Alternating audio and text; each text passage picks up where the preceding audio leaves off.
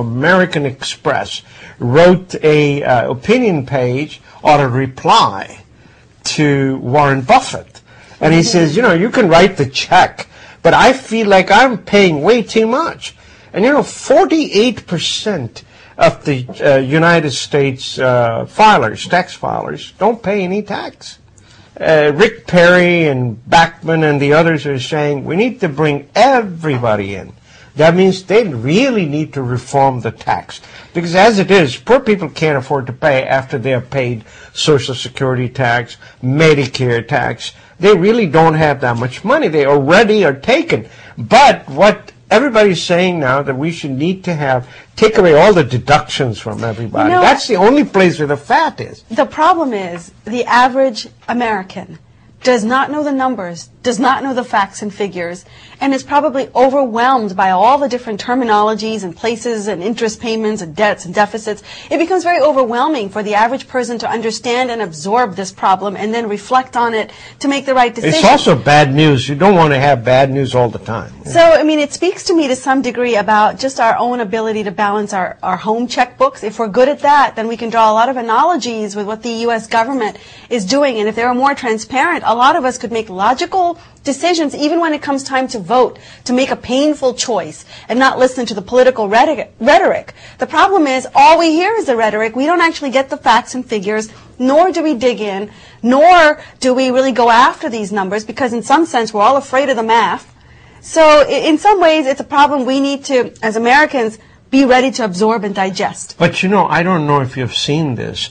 The traditional newspapers and the magazines now, folks, you see a lot more of that facts and figures come out in the front of the papers. But we need to read it. We're quoting you that, We need to read it. We need to understand it. Yeah. I think that's where the American consumers need to voice their opinions much louder than they are today. But that's what is happening. You may have noticed this. That so many of us have become politically savvy now. We have understood budgets. We have understood deficits. And that's why there's a lot of screaming going on. And that's why President Barack Obama hears the people. Used to be you could just say rhetoric, there's a couple of great lines. And the public says, oh, my God, he says, let's have a hope.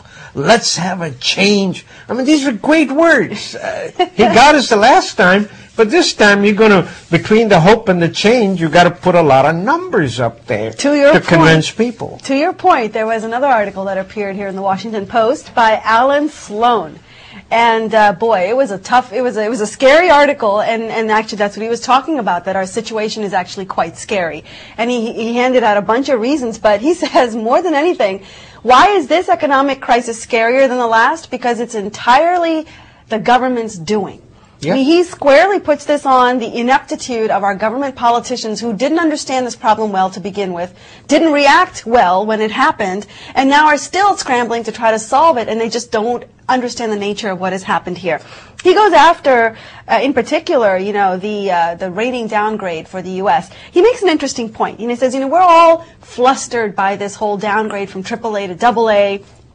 S&P is, suddenly this third-party entity that's able to cast a shadow over the entire country with this downgrade.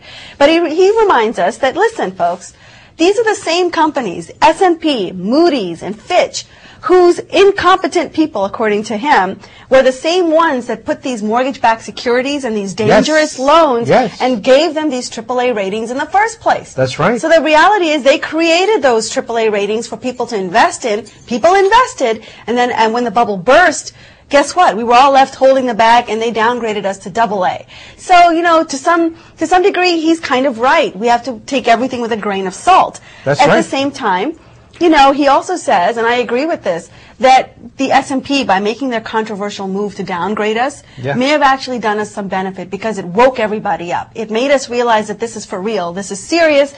We have to do something about it. And maybe, just maybe, he moved the needle on the American public to react. That's right. I think the cat is out of the bag now. And, the famous line that I hear, and now you find out the emperor has no suit. Empty suit, in other words. But I must say that even Sloan agrees that we can get back. And it just needs all parties to come together. It's basically a confidence. I think Yeah. the confidence of this country has been rattled, and once we find that confidence again, I think we will come roaring back. But I tell you, it will have its casualties. You know, Oh, yeah. Devan Sharma, who was the head of S&P, in fact, he was the face at the time when this downgrade occurred, Yes. right? He was He's the president. The president. Well, he is now stepping down. And so, of course, you've got to wonder what politics led up to him, deciding to Overnight, he had to step down.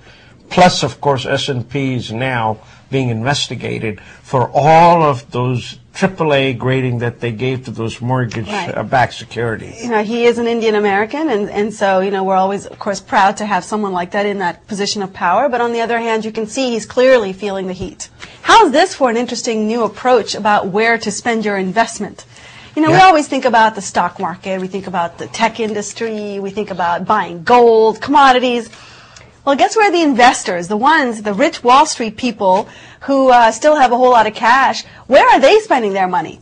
They are in commodities. No, they are actually, well, they might be in commodities, but a lot of them are actually buying up farmland. Oh, yeah. I mean, this is an amazing article to me from the Washington Post. It talks about how these hedge fund managers, you know, the ones that ran all these amazing stock options and so forth on Wall Street, they have now decided to take their money and spend it someplace where they know they're going to get a guaranteed return. The reality is, many of these farmland properties or investments have trounced in terms of return, what you would make off of these equities. So they're making double, triple, even 20%, 16 to 20% returns on the investment just on farmland. So what are they doing?